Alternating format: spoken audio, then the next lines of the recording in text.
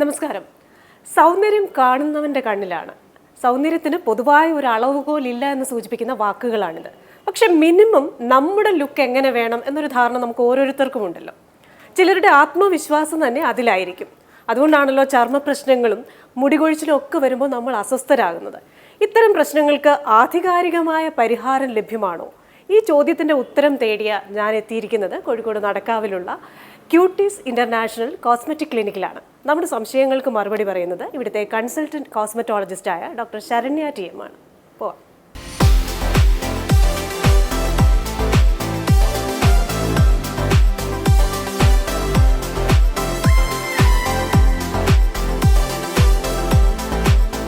Welcome doctor. നമ്മൾ ഓരോ മനുഷ്യരും ഓരോ സവിശേഷതയുള്ളവരാണ്. അതുകൊണ്ട് തന്നെ നമ്മുടെ ചർമ്മമാണെങ്കിലും മുടിയാണെങ്കിലും നിറമാണെങ്കിലും ഓരോ മനുഷ്യർക്കും അതിൻ്റെതായ പ്രത്യേകതയുണ്ട്. അപ്പോൾ അങ്ങനെ വരുമ്പം ചർമ്മം നേരിടുന്ന പ്രശ്നങ്ങൾ, മുടി കൊഴിച്ചിൽ, ഇതൊക്കെ ഓരോരുത്തരിലും വ്യത്യസ്തമായിരിക്കും. മുടി കൊഴിയുന്ന പാറ്റേൺ, ഏത് ഏജിലായിരിക്കും മുടി കൊഴിയുന്നത്, അതുപോലെ തന്നെ ഒരു 15 വയസ്സിലുണ്ടാകുന്ന മുഖക്കുരു ആയിരിക്കില്ല ഒരു 40കളിലോ 50കളിലോ ഉണ്ടാകുന്നത്. അപ്പോൾ എൻ്റെ ചോദ്യം, ഓരോ മനുഷ്യർക്കും ഇത്രയും സവിശേഷമായ പ്രശ്നങ്ങളുള്ള സ്ഥിതിക്ക് ഈ പ്രശ്നങ്ങൾക്കൊക്കെ ആധികാരികമായ പരിഹാരമുണ്ടോ? ഓരോ ഏജ് ഗ്രൂപ്പിൻ്റെയും സ്കിൻ ഇഷ്യൂസ്, അത് ഓൾറെഡി പറഞ്ഞ പോലെ തന്നെ ഓരോ ഏജ് ഗ്രൂപ്പിനും വേറെ വേറെ തന്നെയാണ് ട്രീറ്റ്മെൻറ്റും. അപ്പോൾ നമ്മൾ അതുപോലെ ഓരോ ഇൻഡിവിജ്വലിൻ്റെ സ്കിന്നും ഹെയറും വ്യത്യസ്തമാണ്. അപ്പോൾ നമ്മൾ ഒരാൾ ഫോളോ ചെയ്തിട്ട് ഒരു സ്കിൻ കെയർ പ്രോഡക്ട്സ് അവർക്ക് റിസൾട്ട് ഉണ്ടാക്കി എന്ന് കരുതി നമ്മൾ അതിനെയെല്ലാം ബ്ലൈൻഡ്ലി ഫോളോ ചെയ്യുന്നതിന് ഒരു സയൻറ്റിഫിക് ബേസ് ഇല്ല. അതുപോലെ തന്നെ ഓരോ ഏജ് ഗ്രൂപ്പിനും വ്യത്യസ്തമാണ്. പിന്നെ എപ്പോഴും ഈ സോഷ്യൽ മീഡിയയുടെ കുറച്ചൊരു അമിതമായിട്ടുള്ള ഒരു ഇൻഫ്ലുവൻസ് വന്നപ്പോൾ എസ്പെഷ്യലി ഈ ഒരു ജനറേഷൻ ഭയങ്കര സ്ട്രെസ്ഡാണ്. എങ്ങനെ ഗുഡ് ലുക്കിംഗ് സ്കിന്നാണെങ്കിലും ഹെയർ ആണെങ്കിലും അവർ പെർഫെക്ഷനെയാണ് പ്ലാൻ ചെയ്യുന്നത്. പക്ഷേ ഇതിലേറ്റവും എന്ന് വെച്ചാൽ 50% നമ്മുടെ സ്കിന്നും ഹെയറും ജെനറ്റിക്സ് ആണ്. പക്ഷേ അതിനെ ഇമ്പ്രൂവ് ചെയ്യാനുള്ള മെത്തേഡ്സ് ഡെഫിനറ്റ്ലി ഉണ്ട്. പക്ഷേ കൺസിസ്റ്റൻ്റ്ലി ഒരു സംഭവം ഫോളോ ചെയ്യുകയും പ്ലസ് ഹെൽത്തി ലൈഫ് സ്റ്റൈൽ, ആ ഒരു പാർട്ടിനെ എല്ലാവരും കുറച്ച് നെഗ്ലക്റ്റ് ചെയ്യുകയാണ്. എല്ലാവരും എക്സ്റ്റേണൽ ആപ്ലിക്കേഷൻ, എക്സ്റ്റേണൽ ഇത് എന്നുള്ളതിൽ ഫോക്കസ് ചെയ്ത് നമ്മുടെ ഓവറോൾ ഹെൽത്തിൻ്റെ ഒരു റിഫ്ലക്ഷനാണ് നമ്മുടെ സ്കിന്നും ഹെയറും നെയിൽസും. അപ്പോൾ ആ പാർട്ടിൽ ഒരു ബാലൻസ്ഡ് ഡയറ്റോ ഒരു റെഗുലർ സ്ലീപ്പ് പാറ്റേണോ ഒന്നും ഫോളോ ചെയ്യാതെ പ്യുവർലി ഒരു പ്രോഡക്ട്സ് കൊണ്ട് മാത്രം നമുക്ക് വണ്ടർഫുൾ റിസൾട്ട്സ് ഓവർനൈറ്റ് എന്ന് എക്സ്പെക്റ്റ് ചെയ്യുന്നതിലാണ് കുറച്ചൊരു നമ്മളെ ഡിസപ്പോയിൻറ്റിങ് ആക്കുന്നുണ്ടാവുക എന്ന് എനിക്ക് തോന്നുന്നു. പക്ഷേ എല്ലാ ഏജ് ഗ്രൂപ്പിനും അഡ്രസ്സ് ചെയ്യാവുന്ന എല്ലാവർക്കും പറ്റിയ സ്കിൻ കെയറുമുണ്ട്, സൊല്യൂഷൻസും ഉണ്ട്. പക്ഷേ അതിന് നമ്മൾ ജെനുവിൻ സ്കിൻ കെയർ എക്സ്പേർട്സിനെ മീറ്റ് ചെയ്യുകയും അവരുടെ അഡ്വൈസ് അനുസരിച്ച് കുറച്ച് നാൾ കൺസിസ്റ്റൻ്റ്ലി കണ്ടിന്യൂസ്ലി അത് ഫോളോ ചെയ്യുകയും ചെയ്യണം. ഡോക്ടർ പറയുന്ന ആരംഭശൂരത്വം പാടില്ല. കാരണം ആ തുടങ്ങുന്ന ഒരാഴ്ച വലിയ ജിമ്മിൽ പോകുന്ന പോലെ തന്നെ. ഫോർ എക്സാമ്പിൾ അത് അപ്പോൾ നമ്മൾ ജിമ്മിൽ പോയി 5 കിലോ കുറഞ്ഞു, എന്നിട്ട് നമ്മൾ ഫുൾ നമ്മുടെ ഡയറ്റും എക്സസൈസും എല്ലാം സ്റ്റോപ്പ് ചെയ്ത് എന്തായി തിരിച്ച് അതേപോലെ നമുക്ക് ആ 5 kg നമ്മൾ തിരിച്ചു പിടിക്കും. അതുപോലെ ഒരു റിസൾട്ട്സ് ഉണ്ടായി എന്ന് കരുതി നമ്മളതൊന്നും സ്റ്റോപ്പ് ചെയ്യാണ്ട് അത് കണ്ടിന്യൂ ചെയ്യണം. അപ്പോൾ skin care products as per dermatologist advice ഉള്ള skin care products, especially acne prone സ്കിന്നുകാർക്ക്. ആക്നെ പ്രോൺ സ്കിൻ എന്ന് പറയുമ്പോൾ ഒരു ട്രീറ്റ്മെൻറ്റ് മൈറ്റ് ബി ആക്നെ പ്രോസിനൽ ഈസ് ബേസിക്കലി ജെനറ്റിക്സ് ആണ്. അപ്പോൾ അതിൻ്റെ ട്രീറ്റ്മെൻറ്റ് കുറച്ച് ഇൻഡെഫിനിറ്റ് ആണ്. അതാണ് ഒരു ഫാക്ട്, അതല്ലാതെ ഒരു ഫ്യൂ വീക്സോ മന്ത്സോ അല്ല. ഡോക്ടർ, ഇപ്പോൾ സോഷ്യൽ മീഡിയയുടെ കാര്യം പറഞ്ഞല്ലോ. അപ്പോൾ സോഷ്യൽ മീഡിയയുടെ ഇൻഫ്ലുവൻസ് എന്ന് പറയുന്നത് വലുതാണിപ്പോൾ. ഈ അടുത്തിടെ സോഷ്യൽ മീഡിയയിലെ ഏറ്റവും കൂടുതൽ പ്രചാരത്തിലുള്ള ഒരു പ്രയോഗമായിരുന്നു ഏജിങ് ലൈക്ക് മിൽക്ക്. അത് നമ്മൾ ഈ ജെൻസി എന്ന് വിളിക്കുന്ന 90s കിഡ്സ്, അവരുടെ ഒരു തെറ്റിദ്ധാരണയോ അല്ലെങ്കിൽ അവരുടെ ഒരു ധാരണയോ ഒക്കെ ആകാം പഴയ തലമുറയേക്കാൾ, അവരുടെ മുൻപുള്ള തലമുറയേക്കാൾ പെട്ടെന്ന് അവർ ഏജ് ആകുന്നു. അതായത് പാല് പോലെ പെട്ടെന്ന് പിരിഞ്ഞു പോകുന്ന പോലെ പെട്ടെന്ന് ഏജ് ആകുന്നു എന്നത്. അപ്പോൾ ഇവരെ നമ്മൾ വിളിക്കുന്നത് തന്നെ സെഫോറ കിഡ്സ് എന്നാണ്. ഈ സെഫോറ എന്ന് പറയുന്ന ബ്യൂട്ടി സ്റ്റോറുമായി അസോസിയേറ്റ് ചെയ്ത. അതുകൊണ്ട് തന്നെ വളരെ ചെറിയ ഏജിൽ തന്നെ ബോട്ടോക്സ് പോലെയുള്ള ചികിത്സയ്ക്ക് ഇവർ പോയി നിർബന്ധം പിടിക്കുന്നു. അതിനോട് ഈ ബേബി ബോട്ടോക്സ് എന്ന് പറയുന്ന പ്രയോഗം തന്നെ ഉണ്ടല്ലോ. അപ്പോൾ ഇത്തരത്തിലുള്ള ആശങ്കകളുടെ ആവശ്യമുണ്ടോ? ഫസ്റ്റ് ഓഫ് ഓൾ ഈ ഏജിങ് എന്നുള്ള സംഭവത്തിലേക്ക്, കാരണം ഏജിങ് എന്ന് പറയുന്നത് ബോത്ത് ഇൻട്രിൻസിക് ആൻഡ് എക്സ്ട്രിൻസിക്. അതായത് നമ്മളുടെ ഉള്ളിലെ നമുക്ക് കാലക്രമേണ നമ്മുടെ ഉള്ളിലെ ഈ ചെറിയ തേയ്മാനങ്ങൾ കാരണം നമുക്ക് കൊളാജൻ, നമ്മുടെ സ്കിന്നിന് യൂത്ത്ഫുൾനെസ് കൊടുക്കുന്ന കൊളാജൻ നമുക്ക് നഷ്ടപ്പെടുന്നുണ്ട് കാലക്രമേണ. അതുപോലെ തന്നെ പുറമേ നിന്നുള്ള ഫാക്ടേഴ്സ്, അതിൽ ഏറ്റവും പ്രധാനം സൺ ഡാമേജ് ആണ്, അമിതമായിട്ടുള്ള സൂര്യപ്രകാശം ഏൽക്കുന്നത്. അപ്പോൾ ഈ 2 ഫാക്ടേഴ്സിനെയും നമ്മൾ അഡ്രസ്സ് ചെയ്യണം. ഇൻട്രിൻസിക് ഉള്ളിൽ നിന്നുള്ള കാരണങ്ങളും പുറമേ നിന്നുള്ള കാരണങ്ങളും. ഈ ഒരു ജനറേഷൻ കൂടുതൽ, അതായത് എസ്പെഷ്യലി സ്ലീപ്പ് പാറ്റേൺ കറക്റ്റ് അല്ലാതെ ഡയറ്റിലും കൂടുതലായിട്ട് ജങ്ക് ഫുഡ്സ്, അതെല്ലാം നമ്മുടെ ബോഡിയിൽ ഓക്സിജൻ ഫ്രീ റാഡിക്കൽസ് ഉണ്ടാക്കുകയും സ്കിന്നിലെ കോശങ്ങളെ നശിപ്പിക്കുകയും ചെയ്യുന്നുണ്ട്. അപ്പോൾ ഫസ്റ്റ് തിങ് ചെറുപ്പം മുതലേ അവർക്കൊരു ഹെൽത്തി ലൈഫ് സ്റ്റൈൽ ഫോളോ ചെയ്യാൻ വേണ്ടിയിട്ട് എക്സസൈസുകളും സ്ലീപ്പും ഒക്കെ കറക്റ്റ്.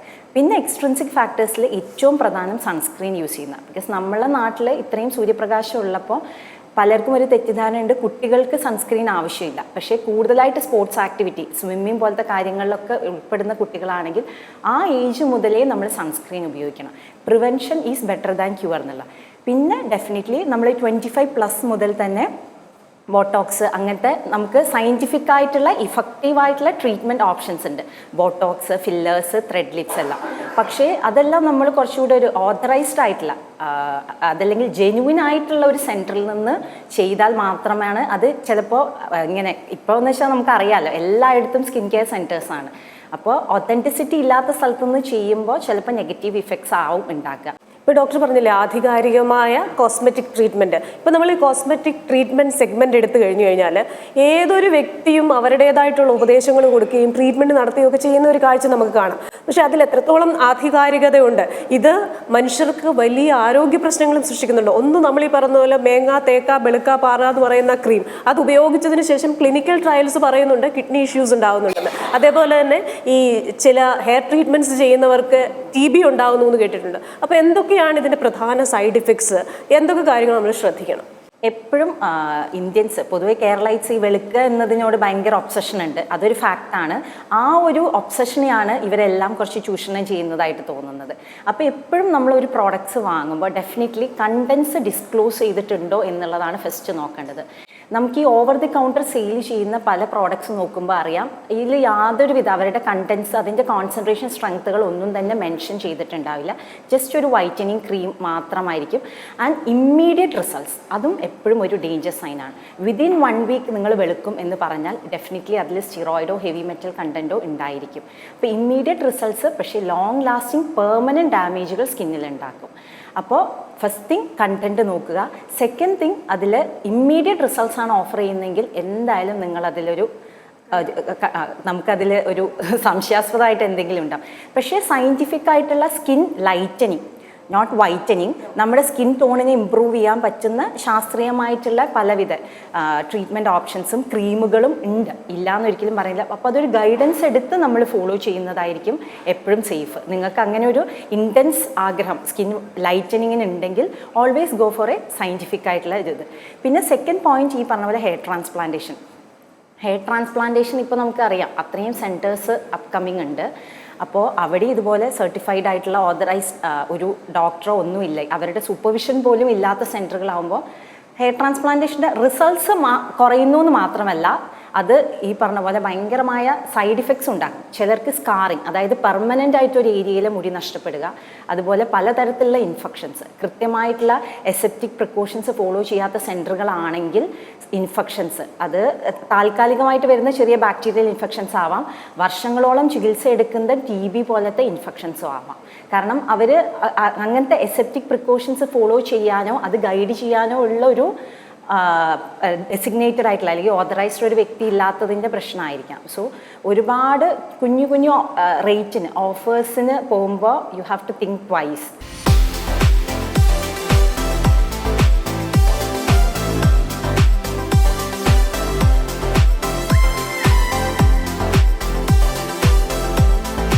കേരളത്തിലും ഇന്ത്യയിലും കുറേ ഇതേ കണക്കുള്ള സ്ഥാപനങ്ങളുണ്ട് skin, hair, beauty products handle ചെയ്യുന്നത്.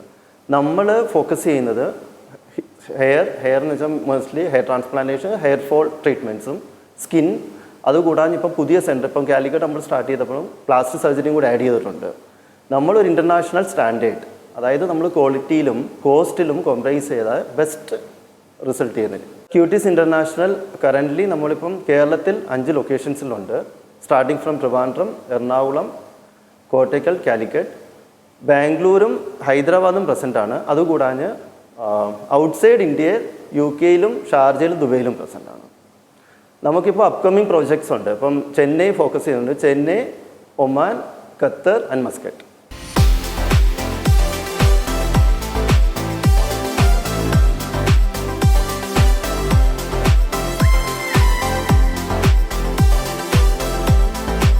ഇപ്പോൾ ലോകം മുഴുവനും കാലാവസ്ഥാ വ്യതിയാനത്തിൻ്റെ ദുരന്ത ഫലങ്ങളൊക്കെ അനുഭവിച്ചുകൊണ്ടിരിക്കുക. അപ്പോൾ നമ്മുടെയും ചൂടിങ്ങനെ കൂടിക്കൊണ്ടിരിക്കുകയാണ്.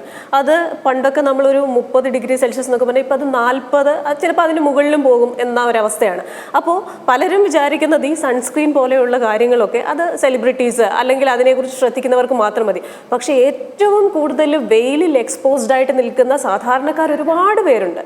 അപ്പോൾ അവരും അത് ഉപയോഗിക്കേണ്ടതുണ്ടോ? എല്ലാ വ്യക്തി, അതായത് നമ്മൾ ഇത് ഒരു സെക്ടറിനെ മാത്രമല്ല ഉദ്ദേശിക്കുന്നത്, ഏതൊരു വിഭാഗത്തിനും ഇത് ആവശ്യമുണ്ടോ നമ്മുടെ ഈ കാലാവസ്ഥ വ്യതിയാനം? അതാണ് ബിക്കോസ് ഇപ്പോഴും കുറേ പേര് തെറ്റിദ്ധരിക്കുന്നത് സൺസ്ക്രീൻ എന്ന് പറയുന്നത് വേറെ ഒരു സെഗ്മെന്റ് ഓഫ് കോസ്മെറ്റിക് സാധനം എന്നുള്ളത്. റാദർ ദാൻ കോസ്മെറ്റിക് അതൊരു എസെൻഷ്യൽ സ്കിൻ കെയർ റുട്ടീനിൽ നമ്മൾ ഉൾപ്പെടുത്തേണ്ട ഒരു സംഭവമാണ്. ഈ പറഞ്ഞ പോലെ നമുക്ക് ഭയങ്കര ചൂട് ഇപ്പോൾ നോർമലിനേക്കാളും ഭയങ്കര ടെമ്പറേച്ചർ കൂടിയല്ല. അപ്പോൾ നമ്മളെ ലൈഫ് സ്റ്റൈലിൽ അതിനനുസരിച്ചിട്ടുള്ള മോഡിഫിക്കേഷൻസ് വരുത്തിയില്ലെങ്കിൽ കുറച്ച് സ്കിന്നിൽ കൂടുതൽ ഇഷ്യൂസ് ഉണ്ടാവാൻ ചാൻസ് ഉണ്ട്. എസ്പെഷ്യലി ടൈറ്റായിട്ടുള്ള ഈ ജീൻസ് പോലത്തെ തിക്കായിട്ടുള്ള അങ്ങനത്തെ ഡ്രസ്സുകൾ ഒഴിവാക്കുക. കുറച്ചുകൂടെ ലൂസായിട്ടുള്ള ലൈറ്റ് കളേർഡ് കോട്ടൺ ഡ്രസ്സിലേക്ക് മാറുക. സൺസ്ക്രീൻ മസ്റ്റായിട്ട് യൂസ് ചെയ്യാം. എസ്പെഷ്യലി ഔട്ട്ഡോർ വർക്ക് ചെയ്യുന്നവർ, ഈ ബിൽഡിങ്ങുകളുടെ പുറമെ അങ്ങനെ വർക്ക് ചെയ്യുന്നവർ പരമാവധി 11 to 3 ഡയറക്റ്റായിട്ട് വെയിലിനടിയിൽ നിൽക്കുന്നത് ഒഴിവാക്കുക. സൺസ്ക്രീൻ അപ്ലൈ ചെയ്താലും ഒരു കൊടയോ മറ്റെന്തെങ്കിലും യൂസ് ചെയ്യാം ഒരു സൺ പ്രൊട്ടക്ഷന് വേണ്ടിയിട്ട്. പിന്നെ എന്തെങ്കിലും സ്കിന്നിൽ ഒരു ഇഷ്യൂസ് ഉണ്ടെങ്കിൽ ബെറ്റർ ഏർലിയർ തന്നെ ഡോക്ടറെ കോൺടാക്റ്റ് ചെയ്യുക. ഇങ്ങനെ പൗഡർ പോലത്തെ കുഞ്ഞു കുഞ്ഞ് ഇമ്മീഡിയറ്റ് മെഷേഴ്സിനല്ലാണ്ട് കുറച്ചുകൂടെ ഇഫക്റ്റീവായിട്ടുള്ള വേറെ മെഷേഴ്സ് നോക്കാൻ വേണ്ടി ഇടയ്ക്കിടയ്ക്ക് തണുത്ത വെള്ളത്തിൽ കുളിക്കുക, നല്ലോണം ഹൈഡ്രേറ്റ് ചെയ്യുക. അത് ഭയങ്കര ഇമ്പോർട്ടൻ്റ് ആണ്. ബിക്കോസ് ഭയങ്കര സ്വെറ്റ് ചെയ്യുമ്പോൾ BP കുറയാനും കുഴഞ്ഞു വീഴുക അങ്ങനത്തെ പ്രശ്നങ്ങളാണ്. അപ്പോൾ ഹൈഡ്രേഷൻ ഭയങ്കര ഇമ്പോർട്ടൻ്റ് ആണ് ഈ ഒരു കാലാവസ്ഥയിൽ, സ്കിന്നിനും ജനറൽ ഹെൽത്തിനും രണ്ടിനും. നമ്മളൊരു മാർക്കറ്റിൽ പോയാൽ അല്ലെങ്കിൽ ഒരു സ്റ്റോറിൽ പോയി കഴിഞ്ഞാൽ പല തരത്തിലുള്ള സൺസ്ക്രീനുകളുടെ ഒരു നീണ്ട നിര തന്നെ കാണും. അപ്പോൾ അതിനകത്ത് തന്നെ SPF 25 കാണും, 40 കാണും, 50 കാണും. അപ്പോൾ ഇത് ഓരോരുത്തർക്കും സ്യൂട്ടബിൾ ആയിട്ടുള്ള നമ്പർ ഏതാണ്? ഏത് തരത്തിലുള്ള സ്കിൻ കെയർ ആണ്? ഓരോ തരത്തിലുള്ള സൺ എക്സ്പോഷർ ആണല്ലോ ഉള്ളത്. നമുക്ക് ഈ പറഞ്ഞ പോലെ മാർക്കറ്റിൽ SPF സൺ പ്രൊട്ടക്ഷൻ ഫാക്ടർ, അതായത് UVB-നെ പ്രൊട്ടക്ട് ചെയ്യുന്ന UV കിരണങ്ങൾ UVA-യും UVB-യും ഉണ്ട്. UVB-നെ പ്രൊട്ടക്ട് ചെയ്യുന്ന ഫാക്ടറാണ് SPF. അത് 15 മുതൽ 80 വരെ ആ ഒരു വൈഡ് റേഞ്ചിലുണ്ട്. അപ്പോൾ സ്വാഭാവികമായിട്ട് ആളുകൾ കൺഫ്യൂസ്ഡ് ആയിരിക്കും ഏതാണ് യൂസ് ചെയ്യുന്നത്. അപ്പോൾ യൂഷ്വലി ഇൻഡോഴ്സ് വർക്ക് ചെയ്യുന്ന ഒരു ഓഫീസ് ജോബ്, വല്ലപ്പോഴും പുറമെ ഇറങ്ങുന്ന അങ്ങനത്തെ ആളുകളാണെങ്കിൽ ഡെഫിനറ്റ്ലി SPF 30 മതി. പക്ഷേ നമുക്കൊരു കൂടുതൽ സമയം നമ്മൾ ഫീൽഡിലാണ്, അതുപോലെ തന്നെ നമുക്കൊരു പിഗ്മെൻറ്റേഷൻ ഇഷ്യൂ, മുഖത്ത് കരിമംഗല്യം അങ്ങനെ എന്തെങ്കിലും ഉള്ളവരാണെങ്കിൽ better to go for SPF 50. കുറച്ചുകൂടെ ഹയർ SPF ആണ് നല്ലത്. അല്ലാതെ നമ്മുടെ ഡേ ടു ഡേ ലൈഫിൽ SPF 30 മതി. അതിൻ്റെ കൂടെ തന്നെ നമ്മൾ UVA പ്രൊട്ടക്ട് ചെയ്യുന്ന ഒരു ഫാക്ടറാണ് PA എന്ന് പറയുന്ന ഫാക്ടർ. അത് കൂടെ ഫോക്കസ് ചെയ്യണം. SPF മാത്രമല്ല PA ഫാക്ടർ ഒരു 3+ എങ്കിലും ഉള്ള സൺസ്ക്രീൻ പ്രിഫർ ചെയ്യുന്നതാണ് എപ്പോഴും നല്ലത്. അതുപോലെ തന്നെ വളരെ ഞെട്ടിക്കുന്ന ഒരു കാര്യമാണ്, ഇപ്പോൾ ലോകത്ത് യാതൊരു മാർഗവും ഇല്ല എന്ന് വരുമ്പോഴാണ് നമ്മളൊരു ആത്മഹത്യ എന്നൊക്കെ പറയുന്ന ആൾക്കാർ ചിന്തിക്കുന്നത്. അതിൽ ഈ ആത്മഹത്യയുടെ കാരണങ്ങൾ നോക്കുമ്പോൾ നമ്മൾ വിചാരിക്കും വളരെ ഗൗരവമുള്ള കാരണങ്ങൾ, പക്ഷേ 6ാമത്തെ കാരണം മുഖക്കുരു ആണെന്ന് പറയുന്നു. അപ്പോൾ എത്രത്തോളം ഒരു വ്യക്തിയുടെ വൈകാരിക തലത്തെ അത് ബാധിക്കുന്നു എന്ന് നമുക്ക് മനസ്സിലാക്കാമല്ലോ. ഈ മുഖക്കുരുവിന് കൃത്യമായ പരിഹാരമുണ്ടോ? ഇത് പറയുന്നത് പോലെ ചികിത്സ മാത്രമാണോ, അതോ ലൈഫ് സ്റ്റൈലും മാറ്റേണ്ടതായിട്ടുണ്ടോ? ഇതിൽ ഇപ്പോൾ നമ്മൾ ഒരു ടീനേജിൽ നമ്മൾ പലപ്പോഴും നെഗ്ലക്റ്റ് ചെയ്യാണ് ചെയ്യുന്നത് ആക്നെ. അതൊരു പ്രായത്തിൻ്റെ ആയിട്ടുള്ള അതുവരെയാണ് ഏറ്റവും വലിയ ഇഷ്യൂ. ബിക്കോസ് ആക്നെയെ നമുക്ക് ട്രീറ്റ് ചെയ്യാൻ കുറച്ചുകൂടി എളുപ്പമാണ്. പക്ഷേ ആക്നെ സ്കാർ അതുകൊണ്ടുണ്ടാകുന്ന കുഴികളും കലകളും അപ്പോൾ എവിഡൻ്റ് ആയിട്ടുണ്ടാവില്ല ടീനേജിൽ. പക്ഷേ 20+ കൂടുതലായിട്ട് ആക്നെ സ്കാർ വരുന്നത്. അതിനെ ട്രീറ്റ് ചെയ്യാൻ കുറച്ചുകൂടെ ഡിഫിക്കൽട്ടാണ്. So definitely we have to aggressively നമ്മൾ ആക്നെയെ ട്രീറ്റ് ചെയ്യണം. അപ്പോൾ ആക്നെ ട്രീറ്റ് ചെയ്യുമ്പോൾ ഞാൻ നേരത്തെ പറഞ്ഞ പോലെ ഒരു ചെറിയ ഇഷ്യൂ എപ്പോഴും ഒരു ഷോർട്ട് ടേം ആണ് എല്ലാവരും ഇതാക്കുന്നത്. അപ്പോൾ ഇമ്മീഡിയറ്റ് ആയിട്ടുള്ള റിസൾട്ട്സിന് വേണ്ടി നമുക്ക് കെമിക്കൽ പീലിംഗ് അങ്ങനത്തെ ട്രീറ്റ്മെൻറ്റ് ഓപ്ഷൻസ് ഉണ്ട്. പക്ഷേ സ്റ്റിൽ അതിൻ്റെ കൂടെ നമ്മൾ മെയിൻ്റനൻസ് ട്രീറ്റ്മെൻറ്റ് ഓയിൻമെൻറ്റുകളാണെങ്കിലും ലോഷൻസ് ആണെങ്കിലും കുറച്ച് നാൾ കണ്ടിന്യൂ ചെയ്യുമ്പോഴാണ് നമുക്ക് ലോങ് ലാസ്റ്റിംഗ് റിസൾട്ട്സ് ഉണ്ടാവുക. അതുപോലെ സ്കാറിങ്ങും പ്രിവെൻറ്റ് ചെയ്യുന്നത്. പിന്നെ സ്കാർസിനെയും നമുക്ക് ഓയിൻമെൻറ്റുകൾ അത്ര ഒരു ഫലപ്രദമല്ല, കുറച്ചുകൂടി ഒരു ഇൻ ക്ലിനിക് പ്രൊസീജിയേഴ്സ്, ലേസർ അതല്ലെങ്കിൽ മൈക്രോ നീഡ്ലിംഗ് പോലത്തെ പ്രൊസീജിയേഴ്സ് വേണ്ടി വരും ആക്നെ സ്കാർസിന്. സോ എപ്പോഴും നിങ്ങളുടെ ഫാമിലിയിലോ അല്ലെങ്കിൽ ആരോ ടീനേജിൽ ആക്നെ ഉണ്ടെങ്കിൽ അതൊന്നും ചെയ്യണ്ട, അത് വിട്ടേക്കും എന്ന് പറയാതെ ബെറ്റർ ടു ട്രീറ്റ് ഏർലി എന്നുള്ള പോയിൻ്റാണ്. പിന്നെ സെക്കൻഡ് തിങ്, ജങ്ക് ഫുഡിൻ്റെ യൂസ് ഒരു ഫാക്ടറായിട്ട് ഇപ്പോഴത്തെ അപ്കമിങ് സ്റ്റഡീസിൽ പറയുന്നുണ്ട്. അതുപോലെ സ്ട്രെസ്സ്, പിന്നെ ഒരു ഫാക്ടർ നമ്മുടെ ഈ മൊബൈൽ ഫോണിൻ്റെ യൂസിൽ, അതായത് അത്രയും കണ്ടാമിനേറ്റഡ് ആണ് മൊബൈൽ ഫോൺസൊക്കെ. അപ്പോൾ നമ്മൾ ഫേസിൽ ഇങ്ങനെ ക്ലോസ്ലി വെക്കുമ്പോൾ ആ ബാക്ടീരിയൽ കണ്ടാമിനേഷൻ നമ്മുടെ സ്കിന്നിലേക്ക് വരികയും ഫ്രിക്ഷൻ ഉണ്ടാകുന്നതിൻ്റെ ഭാഗമായിട്ടും ആക്നെ ബ്രേക്ക്ഔട്ട്സ് ഉണ്ട്. അപ്പോൾ ലൈഫ് സ്റ്റൈൽ ഒരു ഫാക്ടർ തന്നെയാണ് ഇപ്പോഴത്തെ ഈ ഒരു കാലഘട്ടത്തിൽ. പ്ലസ് ഒരു ഏജ് റിലേറ്റഡ് ഒരു ഇഷ്യൂ ആണ്. പക്ഷേ നെഗ്ലക്റ്റ് ചെയ്യരുത്, always treat acne as early as possible എന്നുള്ളതാണ് ഭാവിയിലെ പെർമനൻറ്റ് ഡാമേജസ് ഒഴിവാക്കാൻ നല്ലത്. നമുക്ക് ഓരോരുത്തർക്കും സ്വാഭാവികമായി ലഭിച്ച ചർമ്മമുണ്ട്. അപ്പോൾ അത് തീർച്ചയായും നമ്മൾ അതിൽ അഭിമാനമുള്ളവരായിരിക്കണം. പക്ഷേ എന്നാൽ പോലും നമ്മൾ വിചാരിക്കും ഇതിൻ്റെ ടെക്സ്ചർ കുറച്ചും കൂടെ ഒന്ന് ബെറ്റർ ആയിരുന്നെങ്കിൽ, അല്ലെങ്കിൽ കുറച്ചും കൂടെ ലൈറ്റർ ആയിരുന്നെങ്കിൽ, കുറച്ചും നമ്മൾ ഈ പറയുന്ന പോലെ കൊറിയൻ ഗ്ലാസ് സ്കിൻ എന്ന് പറയുന്നതിലേക്കൊന്നും പോയില്ലെങ്കിൽ പോലും നമ്മുടെ ഉള്ള ആ ഒരു സ്കിൻ ടെക്സ്ചറൊക്കെ കുറച്ചുകൂടെ ഒന്ന് മാറ്റാൻ പറ്റും. അപ്പോൾ ഈ മുഖക്കുരുവിനപ്പുറമായിട്ട് ഒരു ചർമ്മ സംരക്ഷണം, അല്ല ചർമ്മത്തെ കുറച്ചുകൂടെ ബെറ്റർ ആക്കാനുള്ള എന്തൊക്കെ ട്രീറ്റ്മെൻറ്റാണ് ഉള്ളത്? ഓൾറെഡി പറഞ്ഞ പോലെ first of all we have to accept നമ്മളുടെ സ്കിന്ന് 50% ജെനറ്റിക്സ് ആണ്. പക്ഷേ ബാക്കി 50% നമ്മൾ എങ്ങനെ അതിനെ കെയർ ചെയ്യുന്നു. അപ്പോൾ സിൻസ് യങ്ങർ ഏജ് തന്നെ ഒരു സ്കിൻ കെയർ റുട്ടീൻ ഫോളോ ചെയ്യാൻ വേണ്ടി കുട്ടികളെ കുറച്ചുകൂടെ നമുക്ക് ഇതാക്കാം. എസ്പെഷ്യലി കുട്ടികളാവുമ്പോൾ ജെൻറ്റിൽ ക്ലെൻസേഴ്സ് ഉപയോഗിക്കുക, ഹാർഷ് സോപ്പുകൾ ഒഴിവാക്കുക, മോയ്സ്ചറൈസിങ് ലോഷൻസ് ഉപയോഗിക്കുക, സൺസ്ക്രീൻ. ടീനേജ് ആകുമ്പോഴും ഈ പറഞ്ഞ പോലെ അവരുടെ സ്കിൻ കെയർ കൺസേണിന് ആവശ്യമുള്ള പ്രോഡക്ട്സ് റാദർ ദാൻ ഈ അഡ്വർടൈസ്മെൻറ്റ് കണ്ട് മൾട്ടിപ്പിൾ പ്രോഡക്ട്സ് സ്കിന്നിൽ അപ്ലൈ ചെയ്യുന്നതിനേക്കാൾ ആക്നെ ഉണ്ടെങ്കിൽ ആ ഇഷ്യൂവിനെ ട്രീറ്റ് ചെയ്യുക, ഡ്രൈ സെൻസിറ്റീവ് സ്കിൻ ആണെങ്കിൽ ആ ഇഷ്യൂവിനെ ട്രീറ്റ് ചെയ്യുക, പ്ലസ് സൺസ്ക്രീൻ കണ്ടിന്യൂ ചെയ്യുക. പിന്നെ ഒരു 40+ ആകുമ്പോൾ നെക്സ്റ്റ് നമുക്ക് വരുന്ന ഒരു ഇഷ്യൂ നമ്മുടെ സ്കിന്നിൻ്റെ എണ്ണമയം കുറച്ച് കുറയും. Normally as A part of ageing നമുക്ക് സ്കിന്നിൻ്റെ എണ്ണമയം കുറയും. അപ്പോൾ 40+, 50+ലെ സ്കിൻ കെയർ ആരും അത്ര ഫോക്കസ് ചെയ്യുന്നില്ല. പക്ഷേ അവർക്കാണ് കുറച്ചുകൂടെ സ്കിൻ ഡിസീസസ് വരുന്നത്. അപ്പോൾ ആ ഏജിലും സൺസ്ക്രീൻ കണ്ടിന്യൂ ചെയ്യുക, പ്ലസ് മോയ്സ്ചറൈസർ. പിന്നെ പലരും കൂടുതലായിട്ട് ചൂടുവെള്ളത്തിൽ കുളിക്കുന്ന ഒരു സിസ്റ്റത്തിലേക്ക് മാറും 50+ ആകുമ്പോൾ. അത് പിന്നെയും നമ്മുടെ ചൂടുവെള്ളത്തിലാവുമ്പോൾ നമ്മുടെ സ്കിന്നിൻ്റെ എണ്ണമയം പിന്നെയും സ്ട്രിപ്പ് ഓഫ് ചെയ്യും. അപ്പോൾ അങ്ങനത്തേതല്ലാതെ ഒന്നുകിൽ നോർമൽ വാട്ടർ അല്ലെങ്കിൽ ഇളം ചൂടുവെള്ളത്തിലേക്ക് മാറുക, ഹാർഷ് സോപ്പുകൾ ഒഴിവാക്കുക, കൺസിസ്റ്റൻ്റ്ലി മോയ്സ്ചറൈസർ യൂസ് ചെയ്യാം. അതുപോലെ തന്നെ ഈ സോഷ്യൽ മീഡിയയുമായി ബന്ധപ്പെട്ട് സ്കിന്നുമായി ബന്ധപ്പെട്ട് വന്ന ഒരു ട്രെൻഡാണ് ഈ കൊറിയൻ ഗ്ലാസ് സ്കിൻ എന്ന് പറയുന്നത്. അപ്പോൾ ഏത് വിധേനയും ഈ കൊറിയൻ ഗ്ലാസ് സ്കിൻ നേടുക എന്നുള്ളത്, അപ്പോൾ അത് കൊറിയൻസിന് അടിസ്ഥാനപരമായി അവർക്ക് ലഭിക്കുന്നതാണ്. മാത്രമല്ല അവരുടെ ഭക്ഷണത്തിലൊക്കെ ഒരുപാട് ഇല പച്ചക്കറികളൊക്കെ ഉപയോഗിക്കുന്നത്, ധാരാളം വെള്ളം കുടിക്കുന്നത്, അത് ഈ ധൃതിക്ക് നടന്നു പോകുന്നവരാണെങ്കിൽ പോലും വെള്ളം കുടിക്കുന്നതൊക്കെ നമുക്ക് കാണാം. പക്ഷെ നമ്മൾ ഇതൊന്നും ചെയ്യാതെ കൊറിയയിൽ നിന്ന് വരുന്ന കുറച്ച് പ്രോഡക്ട്സ് വാങ്ങിച്ച് ഉപയോഗിക്കുന്ന, അപ്പോൾ ഈ കൊറിയൻ പ്രോഡക്ട്സ് നമുക്ക് എത്രത്തോളം സ്യൂട്ടബിൾ ആണ്, അതിനപ്പുറമായിട്ട് എന്തൊക്കെ ലൈഫ് സ്റ്റൈൽ ചേഞ്ചസ് ആണ് നമ്മൾ വരുത്തേണ്ടത്? പിന്നെ ഈ കൊറിയൻ ഗ്ലാസ് സ്കിൻ എന്ന് പറയുന്നത് അത് എല്ലാവർക്കും സാധ്യമാണോ? അത് ബേസിക്കലി അവരുടെ ജെനറ്റിക്സ് വെച്ച് അവർ ബോൺ വിത്ത് നല്ല സ്കിന്നാണ്. പിന്നെ അവർക്ക് നല്ലൊരു skin care since younger age അവർ നല്ലൊരു സ്കിൻ കെയർ റുട്ടീൻ ഫോളോ ചെയ്യുന്നതാണ്. അവരുടെ Korean skin care products definitely നല്ലതാണ്, ഒരിക്കലും മോശമല്ല. പക്ഷെ അത് എല്ലാ പ്രോഡക്ട്സും നമ്മുടെ സ്കിന്നിന് സൂട്ടാവണമെന്നില്ല. അപ്പോൾ നമ്മൾ ഒരുപാട് വില കൊടുത്ത് ഒരു ബേസ് ഇല്ലാണ്ട് എല്ലാ പ്രോഡക്ട്സും പർച്ചേസ് ചെയ്ത് ഫേസിലിട്ടാൽ ചിലപ്പോൾ നമുക്ക് ആക്നെ ബ്രേക്ക്ഔട്ട്സ് അതല്ലെങ്കിൽ ഇറിറ്റേഷൻ അങ്ങനത്തെ സാധനങ്ങളുണ്ട്. അവരുടെ മോയ്സ്ചറൈസർ സ്നെയിൽ മ്യൂസിനൊക്കെ ഓക്കെ ആണ്, പക്ഷേ നമ്മളാരും അത് കൺസിസ്റ്റൻ്റ്ലി ഫോളോ ചെയ്യുന്നില്ല. പ്ലസ് അവർ നല്ല ലൈഫ് സ്റ്റൈലും ഫോളോ ചെയ്യുന്നുണ്ട്, കൂടുതൽ ആൻറ്റി ഓക്സിഡൻസ് ഭക്ഷണത്തിൽ ഉൾപ്പെടുത്തുന്നുണ്ട്, എക്സസൈസ് അങ്ങനത്തെ കാര്യങ്ങൾ. അപ്പോൾ അവരുടെ ഒരു സ്നെയിൽ മ്യൂസിൻ ഇട്ടതുകൊണ്ട് മാത്രം നമുക്ക് അവരുടെ ഗ്ലാസ് സ്കിൻ കിട്ടില്ല. അതാണ് അതിൽ ഫസ്റ്റ് തിങ്. പിന്നെ അത് നമ്മൾക്ക് സൂട്ടാവണം എന്നുമില്ല എപ്പോഴും. സോ ദിസ് ഇസ് ഒരു പാക്കേജ് പോലെയാണ്, ഓവറോൾ പാക്കേജാണ്. It's not an overnight miracle. ഒരു ദിവസം കൊണ്ടോ ഒരാഴ്ച കൊണ്ടോ നമുക്കൊരു ഗ്ലാസ് സ്കിൻ അല്ലെങ്കിൽ ഭയങ്കര ഷൈനി സ്മൂത്ത് ഹെയർ അത് സംഭവിക്കില്ല. അതൊരു ലോങ് ടേം ഇൻവെസ്റ്റ്മെൻറ്റ് തന്നെയാണ് സ്കിൻ കെയർ എന്ന് പറയുന്നത്. ഡോക്ടർ പാരമ്പര്യത്തിൻ്റെ കാര്യം പറഞ്ഞല്ലോ. അപ്പോൾ ചില കുടുംബങ്ങളിലൊക്കെ മുടി കൊഴിച്ചിൽ അത് പാരമ്പര്യമായിട്ട് തന്നെ കാണാറുണ്ട്. ചിലർക്ക് ചില രോഗാവസ്ഥയുടെ ഭാഗമായിട്ട് ഇപ്പോൾ കോവിഡൊക്കെ വന്നവർക്ക് അതിന് ശേഷം മുടി കൊഴിച്ചിലുണ്ടാകാറുണ്ട്. അപ്പോൾ ഈ മുടി കൊഴിച്ചിലെന്ന് പറയുന്നതിന് അതും ഒരു കസ്റ്റമൈസ്ഡ് ട്രീറ്റ്മെൻ്റ് ആണോ? ഏതാണ് ഏറ്റവും ആധുനികമായ ട്രീറ്റ്മെൻറ്റ് അതിന് നൽകുന്നത്? ഡെഫിനറ്റ്ലി മുടി കൊഴിച്ചിലാകുമ്പോൾ ആദ്യം റൂട്ട് കോസ് മുടി കൊഴിച്ചിൽ എന്താണ് കാരണം എന്നാണ് നമ്മൾ കണ്ടുപിടിക്കേണ്ടത്. കാരണം ചില അസുഖത്തിൻ്റെ ഭാഗമായിട്ട് വരാം, ന്യൂട്രീഷണൽ ഡെഫിഷ്യൻസി കൊണ്ട് വരാം. അതല്ല എങ്കിൽ ഈ പറഞ്ഞ പോലെ പാരമ്പര്യമായിട്ട് കഷണ്ടിയുടെ അതൊരു നമുക്ക് ഇറിവേഴ്സിബിൾ കോസായിട്ട് മുടി കൊഴിച്ചിലിൻ്റെ വരാം. അപ്പോൾ ആദ്യം കാരണം എന്താണെന്ന് കണ്ടെത്തിയാണ് ട്രീറ്റ്മെൻറ്റ് എടുക്കേണ്ടത്. എല്ലാ മുടി കൊഴിച്ചിലിനും PRPയും GFCയും ആയിരിക്കണമെന്നില്ല ട്രീറ്റ്മെൻറ്റ്. അതുപോലെ ലേറ്റ് സ്റ്റേജിലുള്ള കഷണ്ടികൾക്ക് ഒരിക്കലും PRP GFC കൊണ്ട് വണ്ടർ റിസൾട്ട്സ് ഉണ്ടാക്കാൻ പറ്റില്ല. ഹെയർ ട്രാൻസ്പ്ലാന്റേഷൻ പോലത്തെ നമ്മൾ കുറച്ചുകൂടെ പെർമനൻറ്റ് മെത്തേഡ്സിലേക്ക് പോകേണ്ടി വരും. അപ്പോൾ കോസ് ഏതാണെന്ന് കണ്ടുപിടിച്ച് അതിന് കസ്റ്റമൈസ്ഡ് ആയിട്ടുള്ള ട്രീറ്റ്മെൻറ്റ് ഓരോ ഏജ് ഗ്രൂപ്പിനും എടുക്കുന്നതാണ് എപ്പോഴും ബെറ്റർ.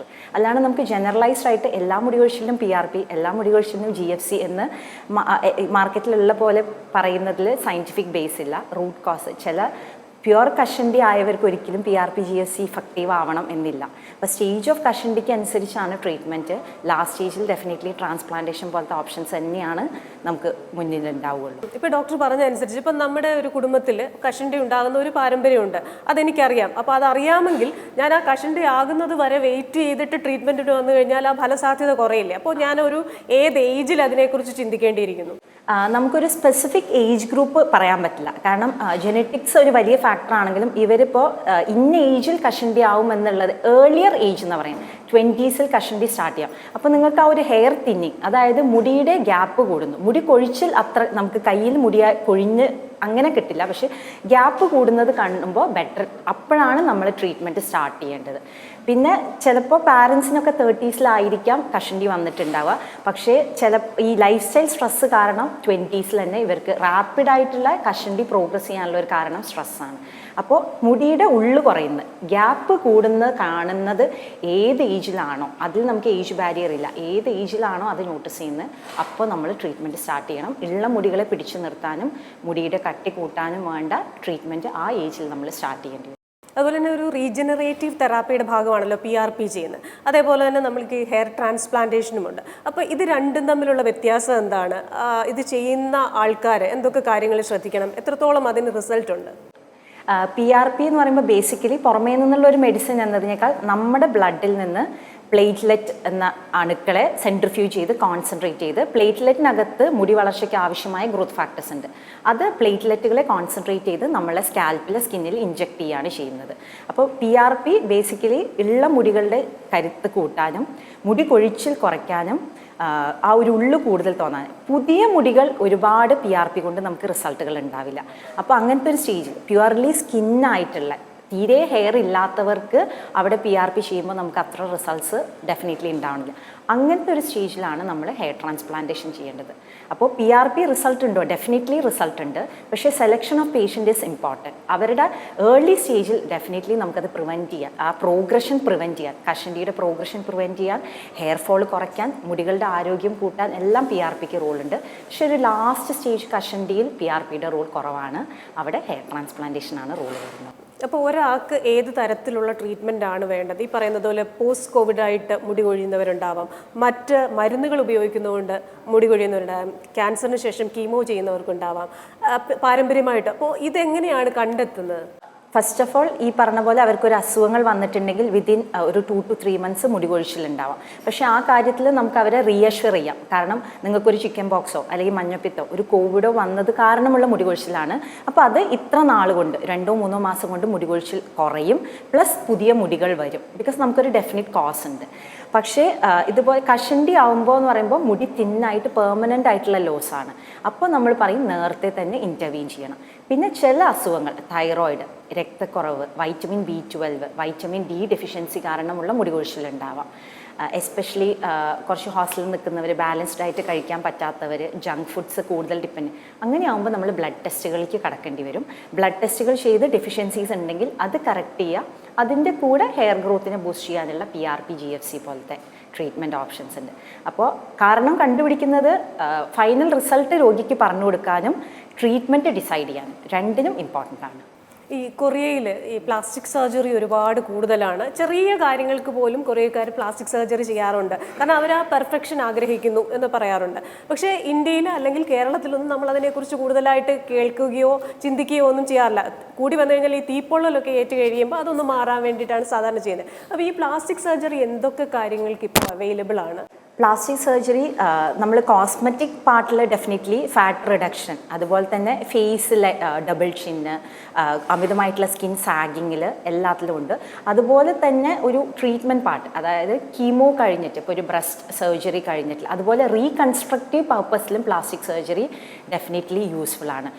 ഒരു പേഷ്യൻറ്റിൻ്റെ കോൺഫിഡൻസിനെ, ഓവറോൾ ലുക്കിനെ ബൂസ്റ്റ് ചെയ്യാൻ അവർക്ക് ആവശ്യമായിട്ടുള്ള എല്ലാവിധ അസിസ്റ്റൻസും കൊടുക്കാൻ പറ്റുന്ന ഹെഡ് ടു ഫുട്ട് എല്ലാ ടൈപ്പിലുള്ള റീകൺസ്ട്രക്ഷൻ, ഫാറ്റ് റിഡക്ഷൻ, ലൈപ്പോലൈസിസ്, എല്ലാവിധ ട്രീറ്റ്മെൻറ്റ് ഓപ്ഷൻസിനും ഇന്ന് പ്ലാസ്റ്റിക് സർജറി അത്രയും എക്സ്പാൻഡ് ചെയ്തിട്ടുണ്ട്.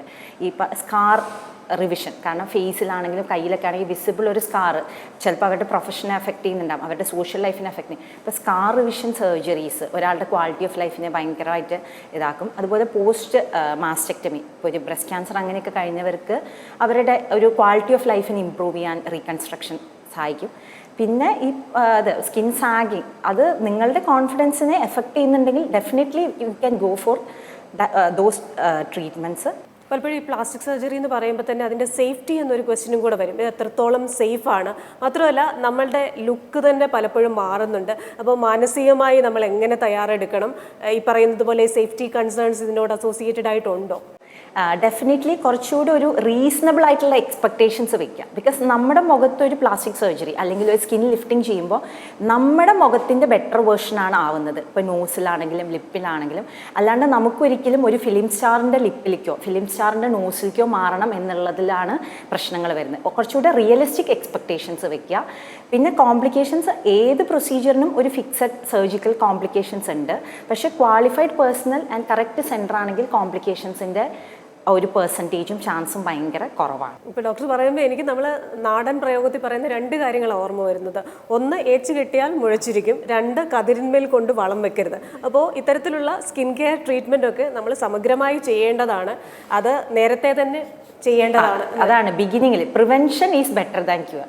അപ്പം നമ്മൾ ഏജിങ്ങിൻ്റെ കൺസേൺ 50+ നമുക്ക് ഡെഫിനറ്റ്ലി പ്രൊസീജിയേഴ്സിൻ്റെ ഓപ്ഷനാണ്. പക്ഷെ നമുക്ക് നമ്മുടെ നെക്സ്റ്റ് ജനറേഷന് യങ്ങർ ഏജ് മുതലേ if they are so concerned ആണെങ്കിൽ നമുക്ക് അവരുടെ ആ ഒരു സ്കിൻ കെയർ റുട്ടീനും ഹെൽത്തി ലൈഫ് സ്റ്റൈലും നമുക്ക് ഇപ്പോഴേ ഫോളോ ചെയ്യാൻ വേണ്ടി അവരെ പ്രൊമോട്ട് ചെയ്യാം. അവരെ കുറച്ചുകൂടി അതിനെക്കുറിച്ചിട്ടുള്ള അവബോധം ഉണ്ടാക്കാം.